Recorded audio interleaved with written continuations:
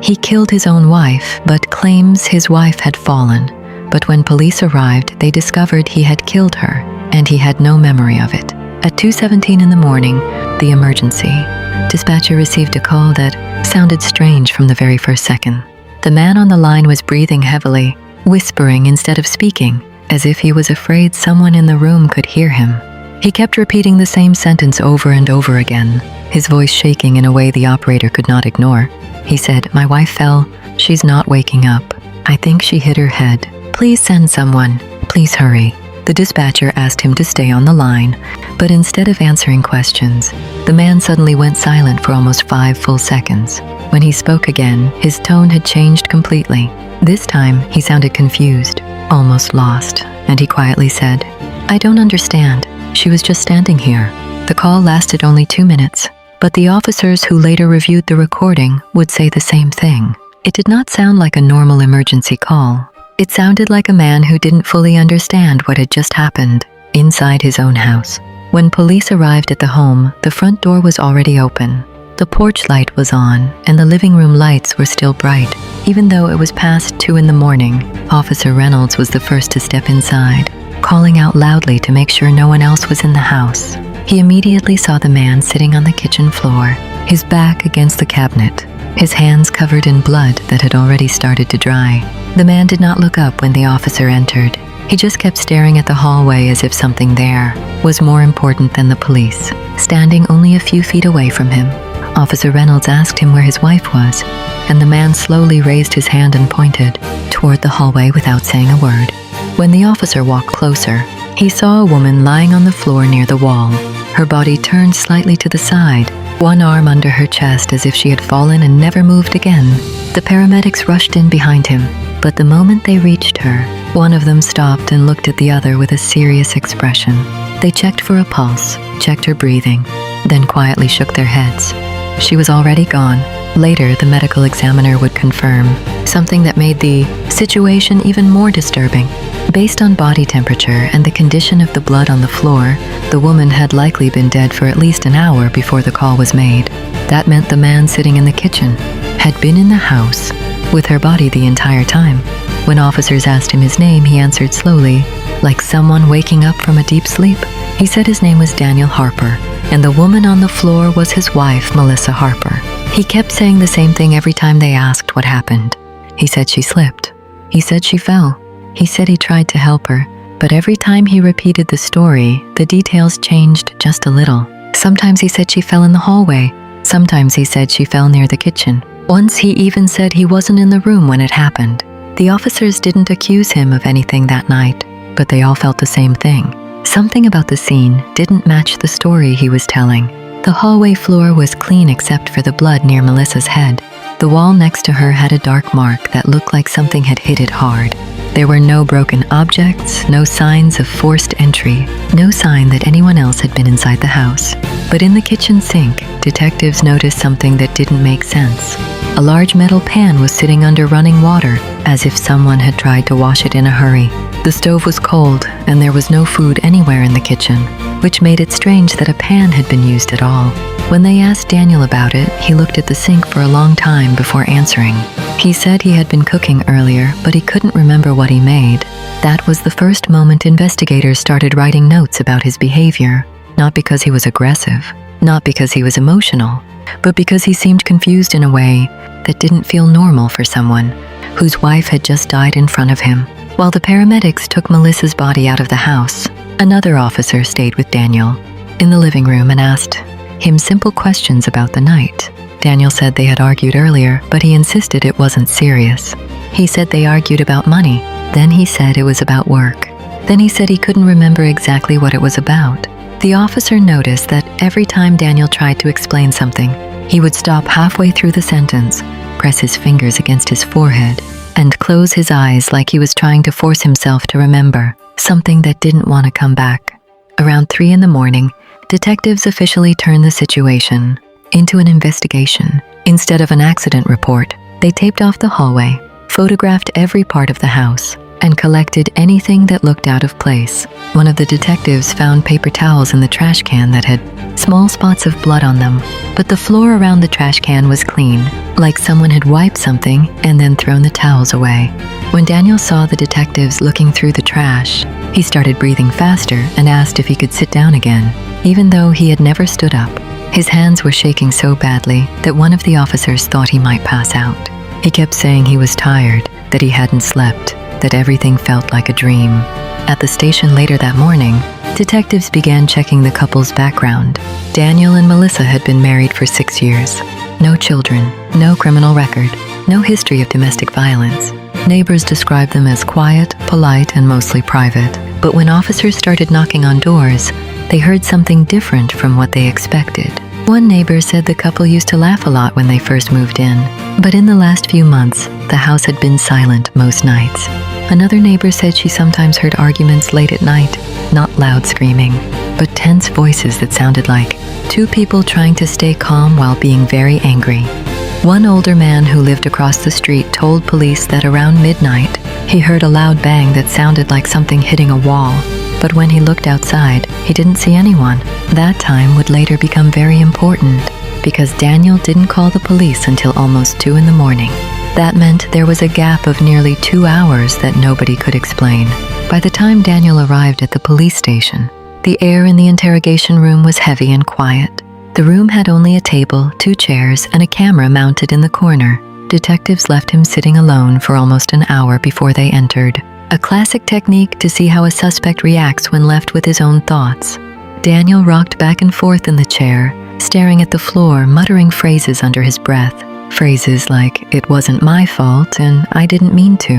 When Detective Mason finally entered, he sat down opposite Daniel, calmly placing a folder of photos and notes on the table. He didn't raise his voice. He didn't accuse. He just looked at Daniel and said, "Tell me what happened." Daniel swallowed hard and started speaking in fragments. "We were arguing. She was yelling. I told her to stop. I think she fell. I didn't hit her. I didn't..." His voice trailed off and he pressed his fingers into his eyes. Every time he tried to complete a sentence, he paused as if fighting with a wall inside his own memory. The detectives watched him carefully. They had been trained to notice every micro-expression, every pause, every subtle tremor. They noticed the way Daniel's pupils dilated slightly when he mentioned the hallway, the slight quiver in his lips when he said he didn't remember, and the way his hands clenched and unclenched. Detective Mason slid a photograph of Melissa's body on the table. Daniel flinched visibly, his head dropping slightly, his eyes closing. "Do you recognize this?" Mason asked softly. Daniel didn't answer at first, then whispered, I think that's her. That's Melissa." Another photo showed the metal pan from the kitchen sink. Daniel's breathing became faster. His gaze darted to the corner of the room, as if he could see something that wasn't there. "Did you hit her with this?" Mason asked. Daniel immediately shook his head, too quickly. Then he stared at his hands and said, "I don't think so.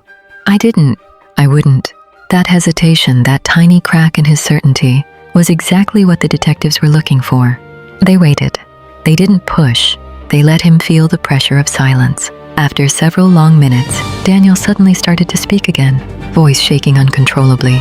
"I remember, I think. We were arguing. She came toward me. I grabbed the pan. I didn't mean, His voice broke. He pressed his face into his hands. "I thought she was sleeping. I thought she was asleep." Detective Mason leaned forward. "Daniel, tell me exactly what you did after she fell." Daniel's head lifted slightly. His eyes were glassy, filled with fear and regret. I tried to pick her up.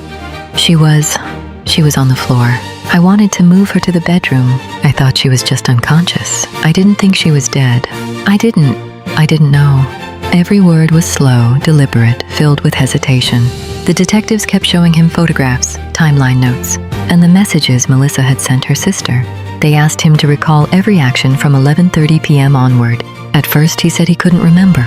Then small fragments started returning, like flashes in a broken film reel. He remembered arguing about bills, remembering her yelling at him, then throwing the pan at the wall in frustration. He remembered her turning just as the pan swung, hitting her on the side of the head. He remembered panic. He remembered trying to lift her, but losing grip, letting her head strike the floor again. His body shook violently as these memories returned, each fragment worse than the last. I didn't mean for her to die," he repeated over and over, voice cracking. Detectives waited. They let him speak until he was exhausted, physically trembling. Every word, every hesitation, every micro-expression told them what they needed. Outside the room, officers reviewed the forensic report again. They noted small but critical details. The blood patterns on the wall indicated an object hit her. Then she was moved, then she fell again. The smudges on the pan suggested it had been handled in a hurry.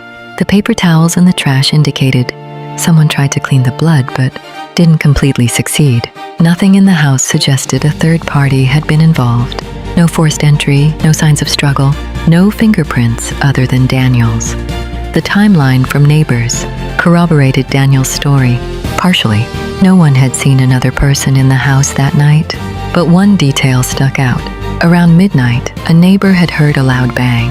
Based on the forensic timeline, that was likely the pan hitting the wall and accidentally striking Melissa. Daniel didn't remember this when he called 911. He only remembered panicking hours later. Detectives now suspected that Melissa's death was not premeditated. But whether it was criminal negligence, manslaughter, or something worse depended entirely on Daniel's memory and intent. That's when the first big twist started to emerge.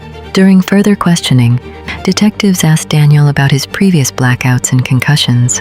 He tried to deny them at first, but under the pressure of evidence, he admitted he sometimes lost short periods of memory, particularly when stressed or angry.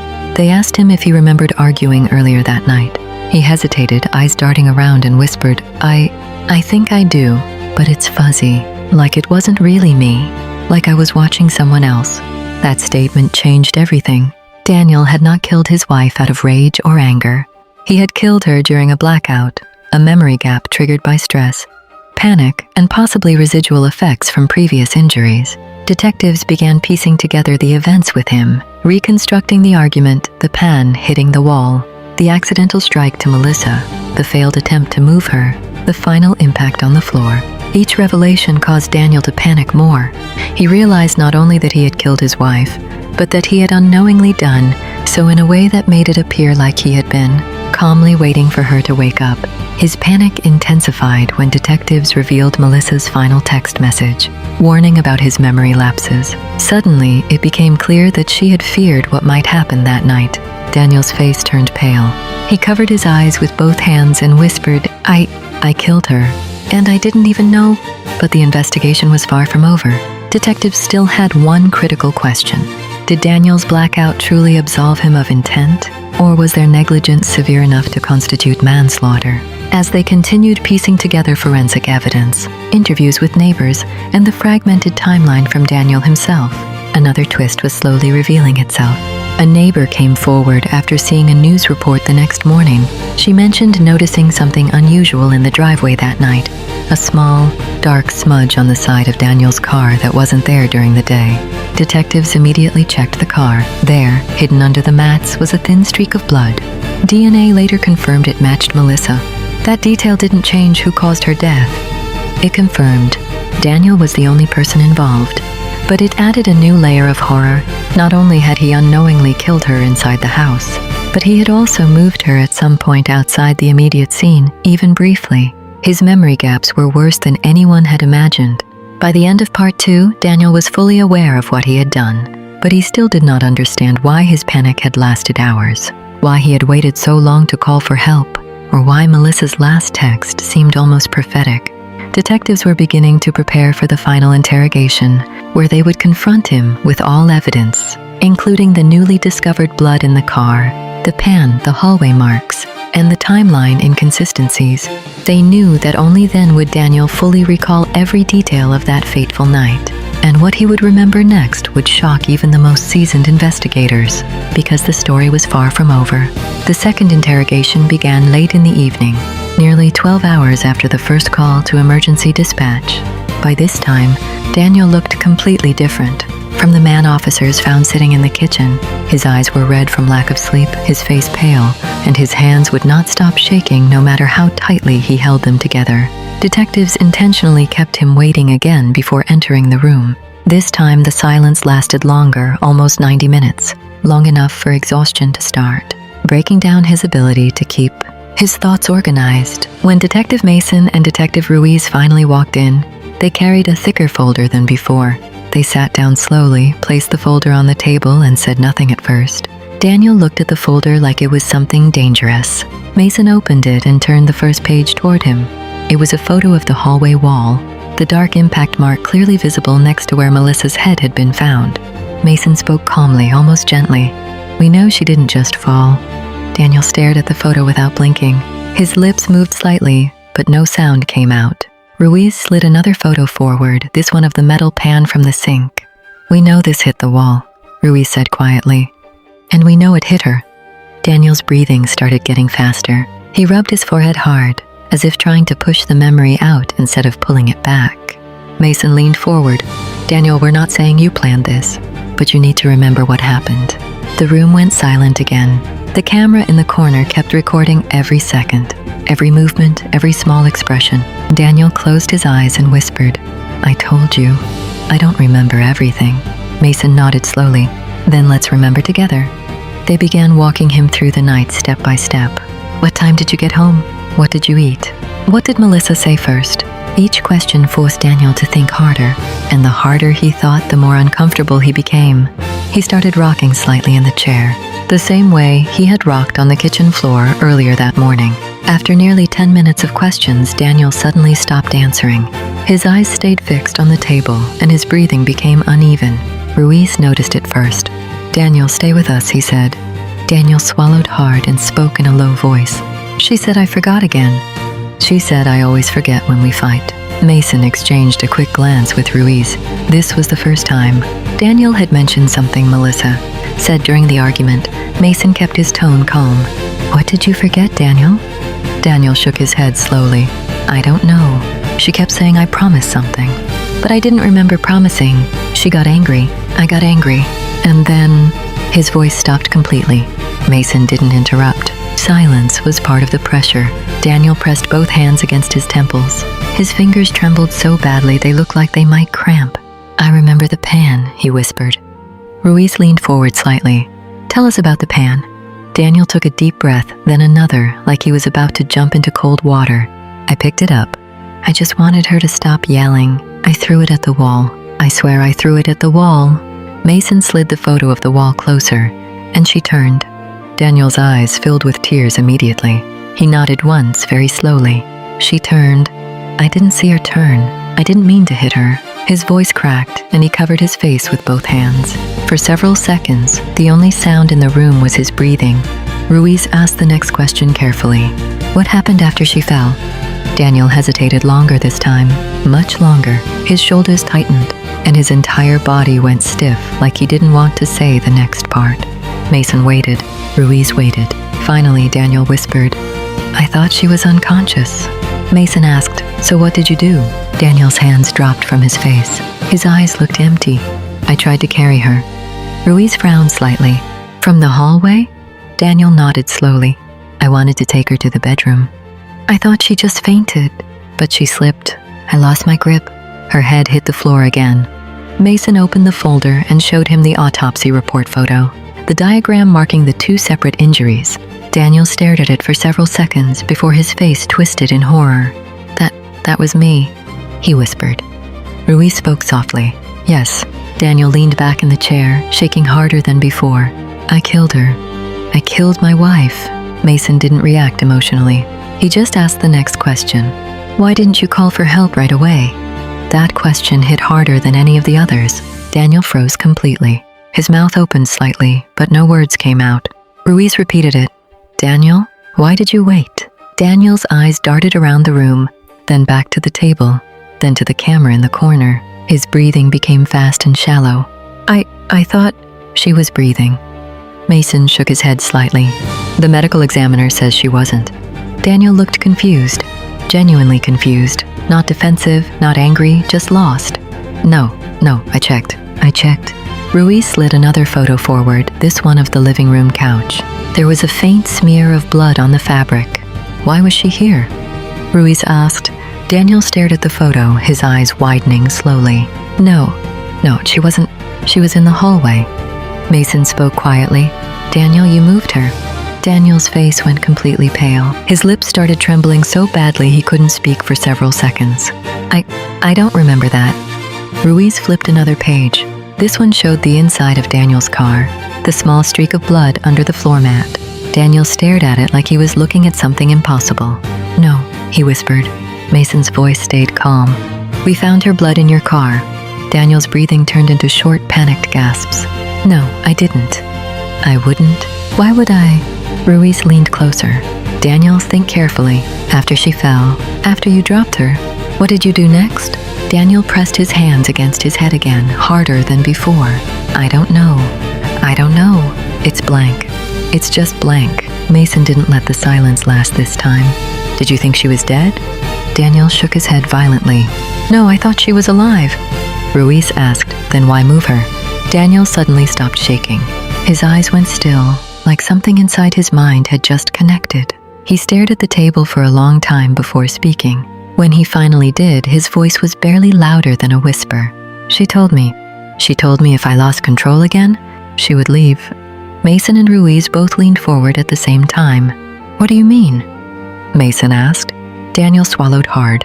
Tears rolled down his face, but he didn't wipe them. She said if I hurt her again, she would go to her sister's house. She said she was scared of me when I forget things. Ruiz asked slowly, so what did you do? Daniel closed his eyes. His whole body trembled. I thought if she woke up, she would leave. I thought if I moved her to the couch, she would just sleep, and everything would be normal in the morning. The room went completely silent. Mason didn't speak for several seconds. When he finally did, his voice was quieter than before. Daniel, she was already dead. Daniel opened his eyes slowly, like he didn't understand the words. Mason repeated it. She was already dead when you moved her. Daniel stared at him, frozen, his face empty. Then his expression changed in a way the detectives would later say they never forgot. His mouth opened slightly, his eyes filled with terror, and his entire body started shaking uncontrollably. No, Ruiz said softly. You didn't know. Daniel shook his head over and over. I sat there for hours. I thought she was sleeping. I thought she would wake up. I was sitting next to my dead wife, and I didn't even know. He started crying harder than before. Mason closed the folder slowly. The interrogation had reached the point they needed, but one last detail still didn't make sense. If Daniel truly believed she was asleep, why did he clean the pan? Why did he wipe the floor? And why did Melissa send that final message saying she was afraid of him that night? The detectives knew there was still one more truth hidden, somewhere in Daniel's broken memory. And when they finally uncovered it, the case would become far darker than anyone expected. The detectives ended the interrogation for the night, but the case was far from over. Daniel was taken to a holding room while Mason and Ruiz returned to the evidence board. The timeline still had gaps, and those gaps were bothering both of them more than the confession itself. They knew Daniel had thrown the pan, they knew Melissa had been hit, and they knew he tried to move her while believing she was still alive. But the cleanup didn't make sense. People who think someone is unconscious usually call for help, or panic, or try CPR. They don't wash a pan, wipe the floor, and sit quietly for hours. Ruiz pointed at the photo of the sink. This part doesn't match the blackout, he said. Mason nodded slowly. Yeah, cleaning takes thinking, planning. That's not panic. They went back through the evidence again, this time focusing only on the period between midnight and the 2:17 call. The neighbor heard the loud bang around midnight. The autopsy suggested Melissa died shortly after the second impact. That meant Daniel had nearly 2 hours alone in the house. 2 hours where he claimed he thought she was just sleeping. But the paper towels in the trash told a different story. Someone had tried to wipe blood off the floor. Not perfectly, but enough to show intention. Mason pulled Melissa's phone records again, reading the last message she sent to her sister. Something is wrong with Daniel tonight. He keeps forgetting what we were talking about. Ruiz tapped the table. What if she knew something was about to happen? Mason didn't answer at first. Then he said quietly, or what if something had already started happening? They decided to bring Daniel back in one more time before the night ended. When he entered the interrogation room again, he looked exhausted, like his body had no energy left to fight anything. He sat down slowly, eyes low, hands folded together. Mason didn't start with accusations. He started with a simple question. Daniel, after she fell, after you dropped her, what did you do next? Daniel stared at the table for a long time. I told you. I thought she was sleeping. Ruiz shook his head slightly. Then why did you clean the pan? Daniel's eyes moved up quickly. For the first time, there was real fear in them. Not sadness, not confusion, fear. I don't know. Mason slid the photo of the trash can forward. Why were there bloody paper towels? Daniel's breathing changed again, becoming uneven. He pressed his lips together, like he didn't want to answer. Ruiz spoke softer this time. Daniel, think carefully. This part matters. Daniel closed his eyes. His fingers tightened around each other until his knuckles turned white. Several seconds passed before he spoke. I thought if she saw the blood, she would panic when she woke up. Mason didn't react, but Ruiz did. He leaned forward slightly. So you knew she was hurt badly?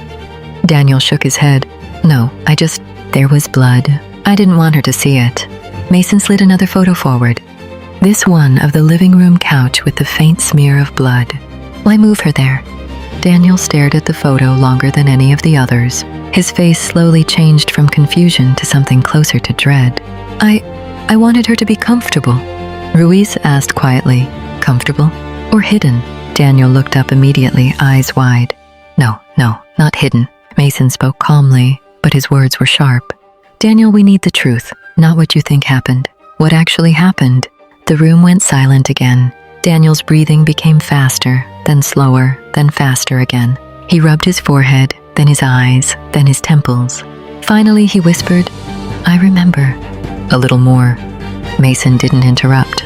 Daniel kept talking, his voice shaky. After she fell, I thought she was unconscious. I went to the sink. I washed the pan. I don't know why. I didn't want to see it. Ruiz asked, Did you think you hit her too hard? Daniel hesitated. His lips trembled. Maybe. I don't know. I didn't want to think about it. Mason pointed to the photo of the hallway. Then why wipe the floor? Daniel froze completely. For several seconds, he didn't move at all. Then his shoulders slowly dropped, like something inside him had given up. His voice became very quiet, because I thought if she woke up, she would leave. Ruiz and Mason exchanged a look. Mason asked, Leave? Daniel nodded slowly. She said if I hurt her again, she would go. She said she was scared of me when I forget things. Ruiz spoke carefully. So you cleaned the blood, so she wouldn't see how bad it was. Daniel nodded again, tears forming in his eyes. I thought if everything looked normal, she would just go to bed, and we would talk in the morning. Mason leaned back slightly. The story finally made sense. Daniel hadn't cleaned the scene to hide a crime. He cleaned it because he believed Melissa would wake up, because he didn't understand she was already dead. But there was still one detail left. Mason picked up the last photo in the folder and placed it on the table. It was the photo of the car. The blood under the mat. Daniel stared at it, and his face immediately went pale. No, he whispered. Mason's voice stayed calm. Daniel, why is her blood in your car? Daniel shook his head slowly. I don't remember. Ruiz leaned forward. Think harder. Daniel pressed both hands against his head, breathing fast, eyes squeezed shut. I went outside. I remember going outside. Mason said nothing. Daniel continued, words coming out in broken pieces. I thought maybe she needed a hospital. I thought I should drive her. But she didn't wake up. She didn't move. I got scared. I brought her back inside. The room went completely silent. Ruiz looked at Mason, then back at Daniel. You tried to take her to the hospital. Before calling 911, Daniel nodded weakly. I didn't know what to do. Mason asked the final question. When did you realize she wasn't breathing? Daniel opened his eyes slowly. Tears rolled down his face, but his expression was empty. When the paramedics told me? That answer changed the entire feeling in the room, because it meant Daniel sat in the house for nearly 2 hours with his wife's body, cleaning, moving her, trying to pretend nothing happened. Not because he was hiding a crime, but because his mind refused to accept what he had done. Ruiz closed the folder. Mason stood up slowly. The interrogation was over. They had the truth. But as they walked out, Ruiz looked back at the evidence board and said quietly, What if tonight wasn't the first time? Mason stared at the timeline and replied, Then this wasn't one accident. This was the one that didn't stop in time. In the days following the interrogation, investigators reconstructed the night as fully as possible. They combined Daniel's fragmented memories, the forensic evidence, Melissa's last messages, and neighbor statements into a timeline. Every piece told the same story. Daniel argued with Melissa late that night. His blackout, triggered by stress and past concussions, caused him to lose control momentarily. The pan hit the wall, Melissa's head took the impact. She fell to the floor. He panicked, tried to move her, accidentally caused the second injury, cleaned the pan and some blood in a desperate attempt to keep the scene normal, and then waited, believing she was still alive. But one detail continued to gnaw at Mason and Ruiz. Melissa's last text. "Something is wrong with Daniel tonight.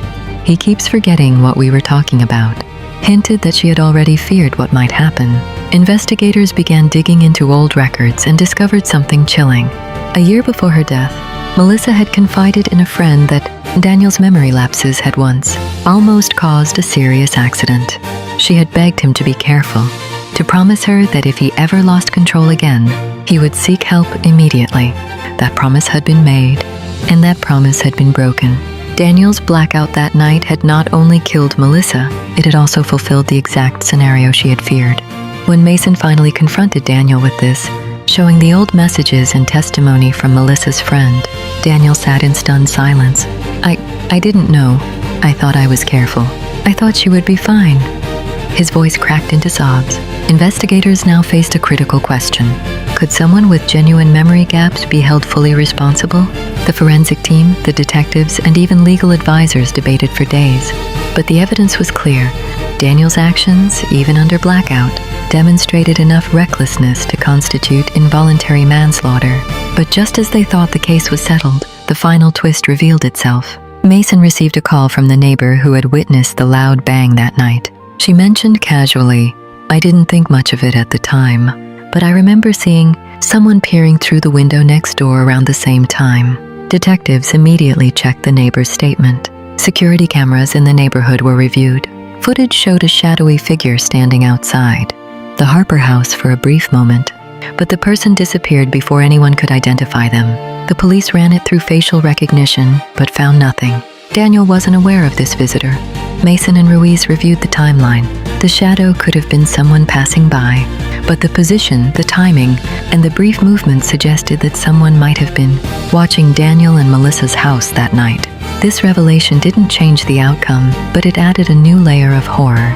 Daniel hadn't only lost control in his blackout. Someone might have been there, unseen, watching him kill his wife without realizing it, powerless to intervene. Court proceedings began, and Daniel pleaded guilty to involuntary manslaughter. The judge, after reviewing all evidence, acknowledged the blackout, his history, and his emotional distress, but also emphasized the pattern Melissa had feared. Daniel was sentenced to a lengthy term, but the case didn't end there. Months later, during a routine visit to his cell, Daniel whispered to a psychologist something chilling. "Sometimes, I think I'm still in that room. I hear her voice warning me. I see the pan swinging." His words, though subdued, revealed a mind haunted beyond the legal consequences. And that was the final twist. The real punishment wasn't prison. It was the unending horror of realizing fully and completely that the woman he loved was gone because of him, and that every memory he tried to reconstruct would forever be filled with guilt and terror. Investigators, neighbors, and friends all said the same thing after the trial. Daniel's story was tragic, horrifying, and deeply human.